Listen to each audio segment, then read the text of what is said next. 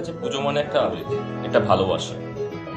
সকালে ঢাকের আওয়াজ আর সন্ধ্যেবেলা ধুনুচি নাচ, এই সব নিয়ে পুজোর যে 5টা দিন কোথা দিয়ে আমাদের টাইমটা স্পেন্ড হয়ে যায় আমরা নিজেরাও বুঝতে পারি না। এর সঙ্গে থাকে বন্ধুদের সঙ্গে খাওয়া দাওয়া, গান বাজনা করা, ঠাকুর দেখতে যাওয়া। তো আলাদা একটা এক্সপিরিয়েন্স হয় এই 5টা দিন, এবং প্রত্যেক বছরই একটা আলাদা আলাদা হবে।